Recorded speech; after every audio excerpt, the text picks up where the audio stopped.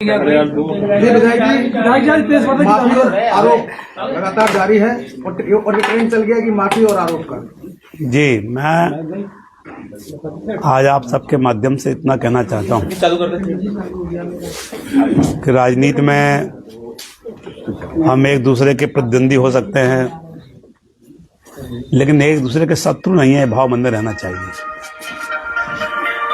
मैं आज बड़ा भावुक भी हूँ, दुखी भी हूँ। भावुक इसलिए हूँ कि 30 साल से मैं राजनीति में हूँ। अगर छात्र जीवन को जोड़ दूं तो करीब करीब 35-36 सालों से मैं राजनीति में हूँ। मेरे स्वभाव को सब लोग जानते हैं। मैंने एक कोशिश की हमेशा कि अगर कोई मेरा राजनीतिक रूप से विरोधी भी है तो वो मेरा व्यक्तिगत विरोधी नहीं है, उसका सम्मान करना के संस्कार और परंपरा मुझ में रही है। लेकिन मैं देख रहा हूं कि इस वाला जो चुनाव बीता विधानसभा का 2022 वाला, उसमें बाकायदा एक पीआर कंपनी बड़ी सी हायर करके और पूरा एक व्यवस्था बना करके एक नैरेटिव बनाने की कोशिश लगातार हो रही है। और समाज की नजरों में मुझे एन केन प्रकारण एक गुंडा, एक माफिया, एक अपहरणकर्ता, इस टाइप का मेरी छवि बनाने की कोशिश की जा रही है। मुझे बड़ा दुख है इस बात का। मैं बोला नहीं, ब्लॉक का चुनाव हुआ, जीत हार अपनी जगह पर है। कौन कहाँ था, कौन किस पार्टी का विधायक होते हुए किस पार्टी को लड़ा रहा था, मैं इन बातों में नहीं जाता, जाना भी नहीं चाहता। लेकिन मेरा बड़ा स्पष्ट मंतव्य था जो मैंने सबको अवगत करा दिया था। और मैंने उस चुनाव में एक अपनी सीमित भूमिका रहते हुए, ना मैं वोटर था, ना मैं उसमें कोई बीडीसी मेंबर था, ना मैं कोई सपोर्टर था। ठीक है, मेरी इच्छा थी कि एक दलित बेटी को मौका मिले, मैंने उसकी सिफारिश की। पार्टी का जो निर्णय था वो निर्णय सबके सामने आया।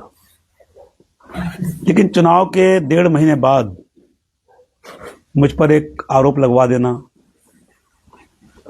और ये आरोप लगवा देना कि मैंने 30 लाख रुपया मेरे यहाँ कोई रख गया, डर के मारे रख गया,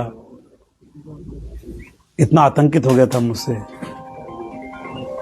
वो व्यक्ति जो ब्लॉक प्रमुख का चुनाव जीतने के बाद जुलूस में साथ साथ अपने घर तक लेके गया प्रत्याशी को, जिसने जीतने के 15 दिन बाद लड्डुओं से तोला अपने घर पे, जिसने पूरा स्वागत किया, टेंट लगा के सभा करी, अपने घर ले गया कई 2-2, 3-3 बार। उस व्यक्ति को अभी आपने देखा कल उनकी प्रेस, कैसे उस बेचारे को, गरीब लड़के को दबाव बनाकर, लालच दे करके उससे मेरे विरुद्ध आरोप लगवा दिया गया। मन्नू पाल ने कल प्रेस वार्ता की, आपने देखा होगा। उन्होंने कहा कि मेरे को कुछ लोग दबाव। ये उन लोगों को शर्म आनी चाहिए जो लोग इस तरह कृत्य में लिप्त हैं। और अब ये बात कोई जमानी जमा खर्च नहीं कि आज कह के जाओ कल मुकर जाओ। उसने मुख्यमंत्री पोर्टल में प्रधानमंत्री की शिकायत की, जांच आई। जांच में जब पुलिस ने जांच की तो पुलिस को दिए गए एफिडेविट में वो कहते हैं, मन्नू पाल और उनकी पत्नी, दोनों पत्नी उनकी बीडीसी रुचि पाल, कि मुझ पर राजेश शुक्ला का जन्मदिन था 13 अक्टूबर को।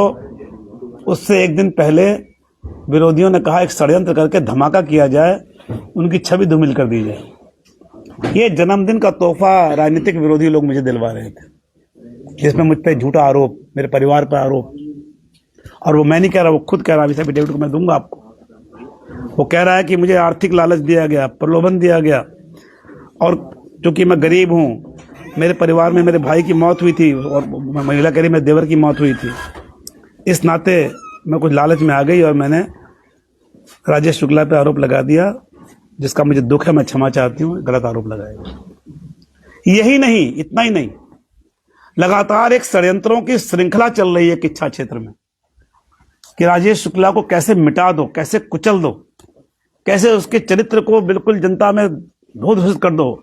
ये चुनाव का वर्ष आप देखना, अभी साल भर में कैसे कैसे ऑडियो, कैसे कैसी बातें, कैसे कैसे आरोप, कैसे कैसे षड्यंत्र अभी और रचे जाएंगे। मैं तो धन्यवाद करना चाहता हूं यहाँ के प्रशासन का कि जिन्होंने अभी जो हमला हुआ था उसका ही पर्दाफाश कर दिया। नहीं तो वो जो भाषा बोली जा रही थी उस दिन, वो भाषा भी मुझे और मेरे परिवार को लपेटने की भाषा बोली जा रही है। और आप कल्पना कर सकते हैं मीडिया के मित्रों के ऐसा षड्यंत्र, एक ऐसे व्यक्ति का जिसका 57 साल की उम्र तक अब तक बेदाग चरित्र रहा है। राजनीति में रहते हुए मैं छात्र जीवन से राजनीति कर रहा हूं। समाजवादी पार्टी से मैं एमएलए लड़ा, एमपी लड़ा, भाजपा से भी मैं 2007, 2012, 2017, 2022 के इलेक्शन लड़ चुका हूं विधानसभा का। एक लंबा जीवन मेरा है और कभी मेरी किसी से कोई व्यक्तिगत शत्रुता नहीं रही है, लेकिन मुझ जैसे व्यक्ति को किस तरह से मिटाने का काम यहाँ चल रहा है। मैं अगर इतनी पीड़ा लोगों को, जो लोग मुझे हरा देने के बाद वो सोचते हैं कि कहीं ये दोबारा ना जीत जाए, कैसे इसकी चरित्र को मटिया मेट कर दो, कैसे इसको अपहरणकर्ता बना दो, कैसे इसको पैसा वसूलने वाला बना दो, कैसे इसको माफिया बना दो, इसके परिवार को माफिया बना दो, हमलावर बना दो, कोई झगड़ा किच्छा में किसी का हो जाए, आपस में बच्चों का हो जाए, वो सीधे हमारे परिवार पर उंगली उठाने का काम किया जाता है हमारे प्रतिद्वंदियों द्वारा। ये जो षड्यंत्र रचा जा रहा है, और इस षड्यंत्र में कुछ लोग शामिल हैं इधर से भी, उधर के लोग नहीं है, इधर के भी कुछ लोग शामिल हैं। तो मेरा ये स्पष्ट कहना है कि सांच को आंच नहीं, ईश्वर साथ देता है, ईश्वर न्याय करता है। जो हमले का षड्यंत्र रचा गया था उसमें भी ईश्वर ने न्याय किया, और जो ये वाला षड्यंत्र रचा गया था मेरे खिलाफ, एक हमारी एक गरीब परिवार की एक बहू हमारी बेटी से और उसके पति को बरगलाकर, डराकर, धमकाकर, विधायक निधि का लालच देकर, वो कह रहा अपने बयान में, उसका पूरा बयान सुनिए जो उसने एफिडेविट में दिया है और जो प्रेस को दिया है कल। कह रहा है कि मुझे लालच दिया गया, तुम्हारे यहाँ विधायक निधि से काम करेंगे, तुमको इतना रुपया वापस दे देंगे, ऐसे कर देंगे, ऐसे कर देंगे। दबाव बनाया गया, केवल राजेश शुक्ला का कैरेक्टर मिटा दो, उस पर आरोप लगा दो, और बेसिर पैर का आरोप लगा दो, जिस आरोप का कोई मतलब नहीं है। कोई ब्लॉक का चुनाव हो रहा है तो कोई प्रत्याशी जो वोट देने जा रहा है, वोट देने वाला थोड़ी पैसे देता है उल्टा। अगर झूठा आरोप लगाना था, ये लगाते हैं कि पैसे लेके हमारा वोट तोड़ लिया, तो भी एक बार को लोग सोच लेते हैं क्या पता दिया होगा। लेकिन एक प्रत्याशी जो वोट दे के आके खुशी में नाच रहा है, 1.5-2 महीने बाद कहा जा रहा कि मैंने डर के मारे उल्टा पैसा दिया था, ऐसा घिनौना और घटिया और झूठा तथ्यहीन आरोप लगाया गया था। मैं ईश्वर से प्रार्थना करता हूं कि ईश्वर उन्हें सद्बुद्धि दे और राजनीतिक विरोध को व्यक्तिगत शत्रुता न माना जाए। चुनाव होते रहते हैं, जीत हार लगी रहती है, कोई कभी हारता है, कोई कभी जीतता है। मैं भी जीता हूं, मैं तो हरीश रावत जी से चुनाव जीता था, वो मुख्यमंत्री थे, उन्होंने तो कहीं मेरे खिलाफ षड्यंत्र नहीं रचा। मैं हाजी सरवर से चुनाव लड़ा था, जीता था, कभी षड्यंत्रबाजी आपस में नहीं हुई। लेकिन इस बार मैं देख रहा हूं किसी भी बात को घुमा फिरा के हम पर डालने की कोशिश हो रही है, हमें मिट्टिया मेट करने की कोशिश हो रही है। मैं जनता से भी कहना चाहता हूं, अगर इतना ज्यादा मुझसे कष्ट है तो मुझे निकाल दो, देश से निकलवा दो, उत्तराखंड से निकाल दो, हिंदुस्तान से बाहर भगा दो, मेरे चुनाव लड़ने बैन करवा दो। यह जनता कहे मैं लड़ता ही नहीं हूं, लेकिन मेरे बच्चों का, मेरे भतीजों का, मेरे परिवार का क्या दोष है, मैं आपसे हाथ जोड़कर पूछना चाहता हूं आज। क्या मेरा दोष यह है कि मैंने राजनीति का क्षेत्र अपना लिया?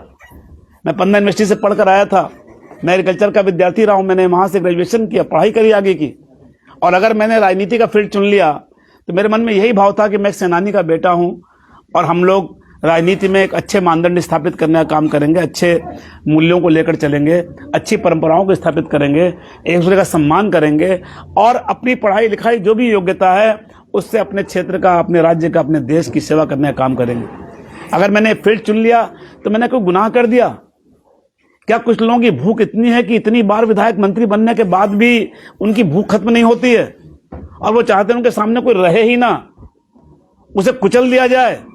अगर हम वैसे उसकी छवि नहीं खराब कर पा रहे हैं, नहीं उसको जनता में उसकी लोकप्रियता कम नहीं कर पा रहे हैं, तो क्या इस तरह की राजनीति प्रदेश में होगी? ये मैं सवाल आज आपके इस माध्यम से खड़ा करना चाहता हूं। मैं बड़ा द्रवित हूं, बड़ा मैं कष्ट भी हुआ है और मुझे इस बात की भी खुशी है कि भले हमारे क्षेत्र के गरीब कमजोर लोगों को लोग दबाकर, डराकर, लालच देकर के बरगलाएं, लेकिन कहीं ना कहीं आत्मा सबके पास है। उस लड़के की आत्मा जागी, उस परिवार की आत्मा जागी और उन्होंने आज हिम्मत की है, पर्दाफाश किया है। आप देखते होंगे हर जगह एक अभियान चला करके केवल हमारे ही लोगों को, सीधे साधे भोले भाले लोगों को भड़का करके इस्तेमाल करने की कोशिश की जा रही है। हर घटना में, हर बात में उसको षड्यंत्र देने की कोशिश की जा रही है। पूरी बात दिखाने के बजाय उसकी एक सेकंड की बीच में से काट करके चीजें पेश की जा रही हैं, ताकि राजेश शुक्ला का चरित्र धूमिल कर दिया जाए, उसके व्यक्तित्व को गिरा दिया जाए, उसकी राजनीतिक हत्या कर दी जाए, उसको आगे चुनाव लड़ने लायक न रहने दिया जाए। ऐसे षड्यंत्र किए जा रहे हैं।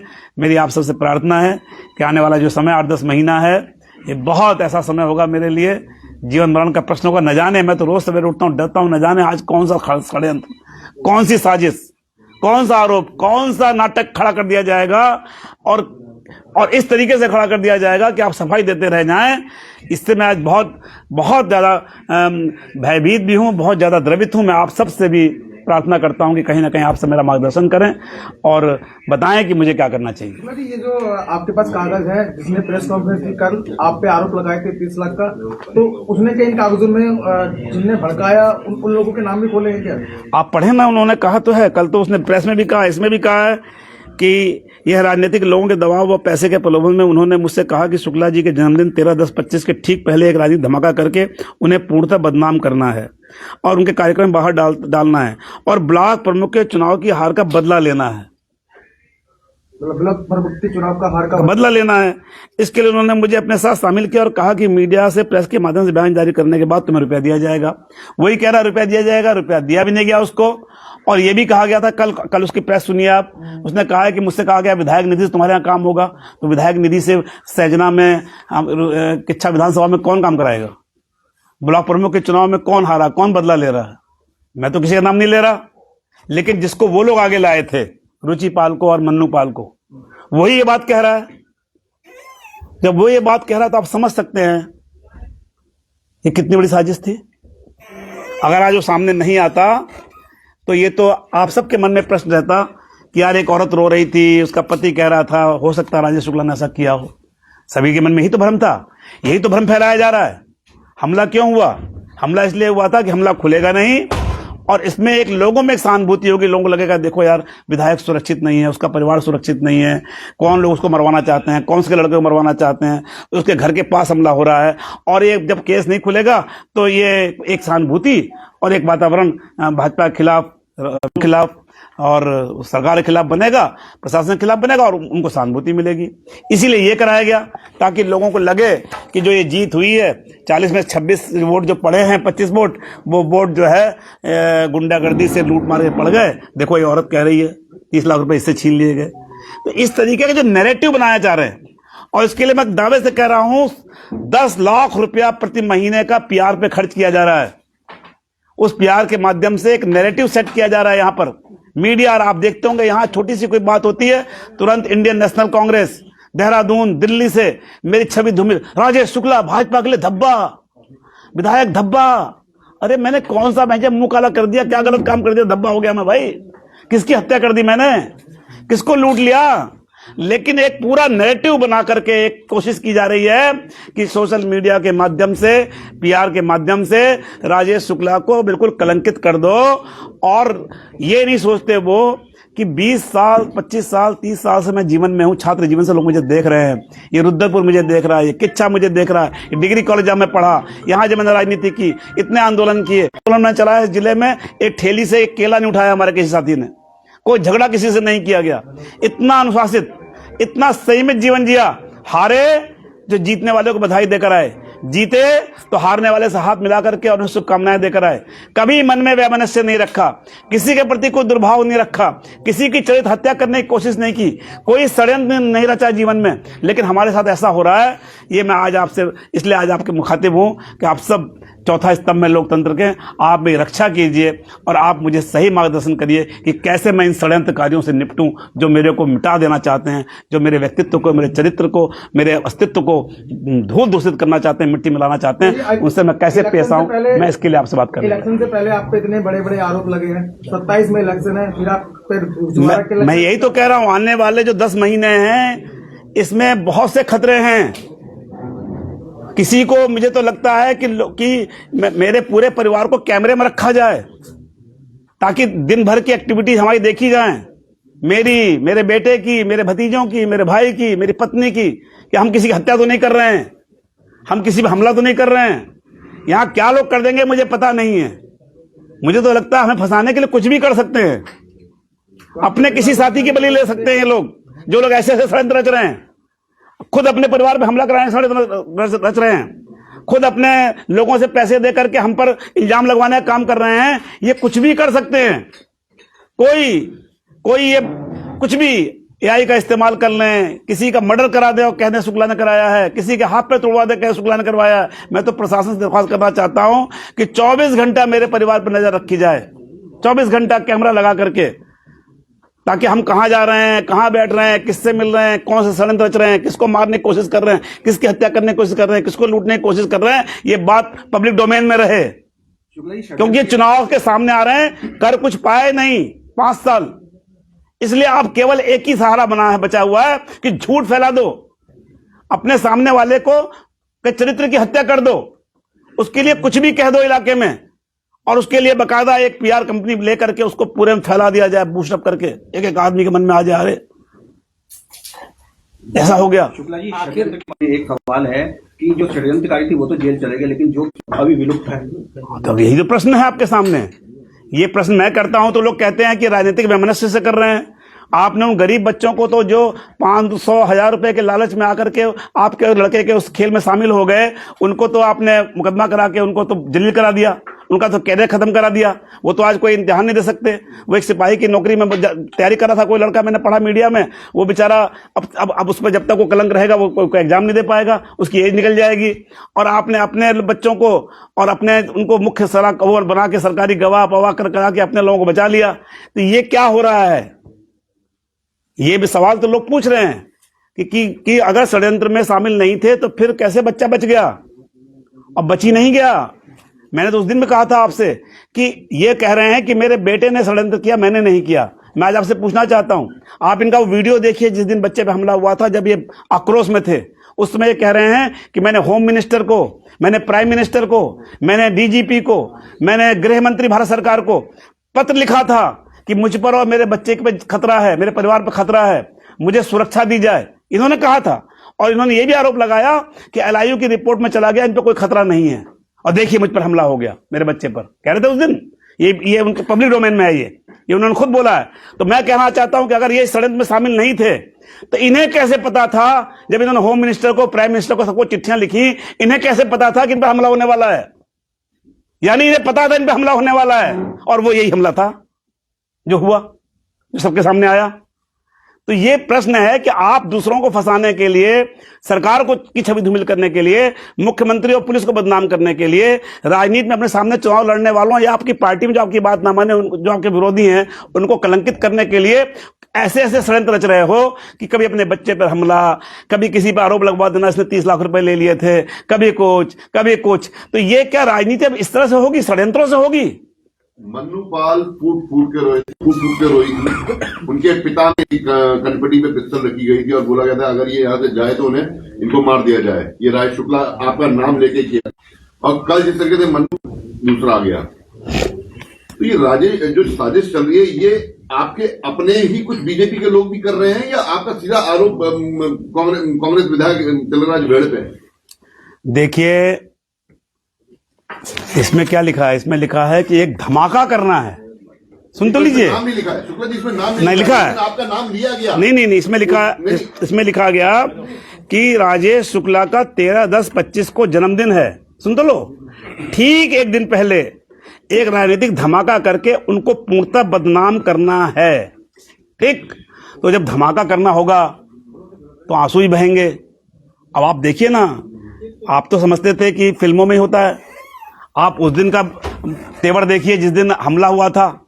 मुझे आका चाहिए, मुझे टेलीफोन पे जो लोग निर्देश देते हैं वो चाहिए, अरे गहरे को पकड़ करके साफ लाओगे तो मैं नहीं मानूंगा, मैं निपट लूंगा, मैं पुराना वाला बन जाऊंगा। आप देखिए, और जब केस खुलता है तब देखिए कैसे आंसू आते हैं, बिना गिल्सरीन के आंसू आते हैं। तो ये जो अभिनय चल रहा है, ये तो फिल्म चल रही पूरी।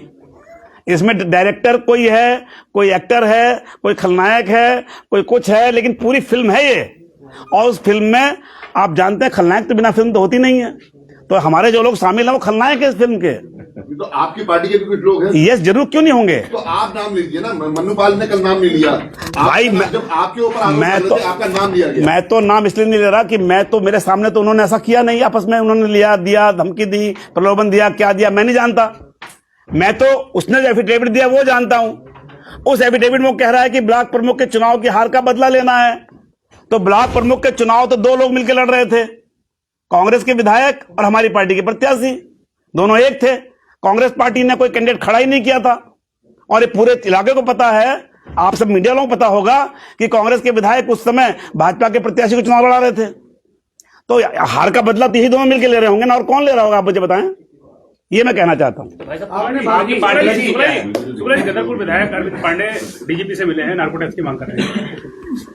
हाँ, मैं कल सुन तो रहा था, उन्होंने कोई, उनको बड़े बड़े गाने वाने भी पुराने पुराने याद आ रहे हैं। कह रहे हैं मैं डीजीपी से कह रहा हूं कि मेरी जांच हो, नार्को हो, उनकी भी जांच हो, ये हो वो हो। 900 चूहे खा के बिल्ली हज को चली है बाबू। 900 खाए हैं पूरे पूरे। अभी टाइम देते तो 1000 हो जाते। 900 चूहे खाने के बाद अब बिल्ली हज को जा रही है। और मैं तो शेर व शायरी का आदमी हूँ। मुझे तो वसीम साहब का एक शेर याद आ रहा है इस पर, कि वसीम साहब ने कहा है कि होते कहीं हो और बताते कहीं हो तुम, होते कहीं हो और बताते कहीं हो तुम, इस दर्जा एहतियात से थकते नहीं हो तुम, और जैसा दिखाने की करते हो कोशिशें मैं खूब जानता हूं ऐसे नहीं हो तुम। बस मैं इतना ही कहना चाहता हूँ। शुक्ला जी, सवाल एक है कि पद देने को कह दिया कि जो हमने आप पर आरोप लगाया था वो किसी राजनीतिक दबाव में किया था। मुझे नहीं दिया, आप फिर भ्रम में आ रहे हैं। नहीं, जो दिया है उसने पुलिस को दिया। अरे मैं जो दिया उसकी जी। बात नहीं, जो दिया है जी, इससे आपकी राजनीतिक और नैतिकता पर कितना जो है छवि खराब हुई। देखिए, मेरे तो पूरी चरित्र हत्या करने की कोशिश की गई थी। मुझे को तो इन लोगों ने षड्यंत्र रचा था कि अगला चुनाव न लड़ पाए, ये सफाई देता रहे। लेकिन मैं समझता हूं कि सत्य के साथ ईश्वर होता है।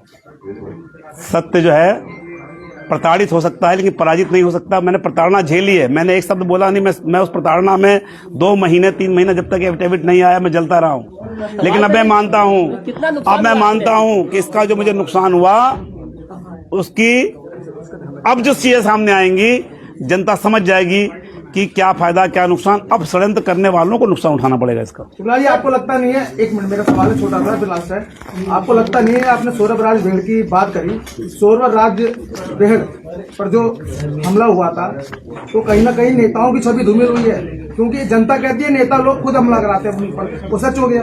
मैंने तो आपको नेताओं की छवि मैंने तो उस दिन भी कहा था कि इस तरह के कृत्य जब सार्वजनिक पदों पर बैठे हुए लोग करते हैं तो उससे कहीं ना कहीं नैतिक मूल्य तो गिरते ही हैं, नेताओं का चरित्र भी संदेह घेरे में आता है। अब तक ऐसा था कि अगर मान लीजिए किसी व्यक्ति के ऊपर हमला हो या उसके परिवार पर हमला हो तो प्रशासन हमलावर कौन है ये देखता था।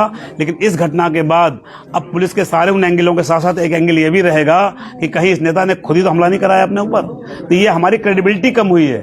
ये राजनीति में जो लोग हैं उनकी क्रेडिबिलिटी इस तरह की घटनाओं से कम होती है, उनकी विश्वसनीयता कम होती है।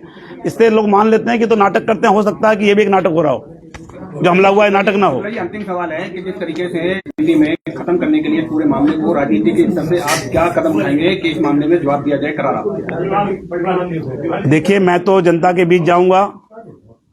ये मैं बहुत आभारी हूं मन्नू पाल का, उनकी पत्नी का, कि उन्होंने कम से कम सत्य को स्वीकार लिया और उन्होंने असली सच्चाई लोगों के सामने ले गए। जन्मदिन तो सबके मनते हैं, कार्यकर्ता खुश होते हैं, परिवार के लोग खुश होते हैं, दोस्त में शुभकामनाएं देते हैं। मेरा जन्मदिन भी आता है और लोगों का भी आता है, सब लोग मनाते हैं। जन्मदिन में विघ्न डालने का काम तो नहीं होना चाहिए, लेकिन अगर मेरा जन्मदिन बन रहा था उसके लिए विघ्न डालने का काम किया गया, मैं चाहता तो ये प्रेस आपकी 1 फरवरी के पहले भी कर सकता था, लेकिन मैं किसी के जन्मदिन में विघ्न नहीं डालना चाहता था। मैं किसी के जन्मदिन पर उसको कटघरे में नहीं खड़ा करना चाहता था, इसलिए मैंने नहीं किया। मैं ये तो 17 दिसंबर को ही आ गया था ना ये एफिडेविट। तो मैं चाहता जैसे मेरे जन्मदिन को खराब करने के लिए षड्यंत्र रचा गया, मैं सच बात को सामने ले आता, लेकिन मैंने किसी का जन्मदिन खराब नहीं किया, क्योंकि मैं ये मानता हूं कि मेरी उनसे व्यक्तिगत लड़ाई किसी से नहीं है। राजनीति में हम अलग अलग धाराओं में हो सकते हैं, हमारे अलग अलग विचार हो सकते हैं, हम एक दूसरे के प्रतिद्वंदी हो सकते हैं, एक दूसरे से चुनाव लड़के जीत हार सकते हैं, लेकिन हम एक दूसरे के शत्रु नहीं हैं। दुश्मन नहीं है। किसी के जन्मदिन पर षड्यंत्र नहीं रचना चाहिए। मैं तो यही कहना चाहता हूं। देखिए, मैं भी कर सकता था 1 तारीख से पहले, 1 तारीख को ही कर सकता था, लेकिन मैंने नहीं किया। मैंने कहा कि जन्मदिन अच्छे से बीत जाने दो, लोगों को मना लेने दो, तो उसके बाद इस सच्चाई को लोगों को बताएंगे।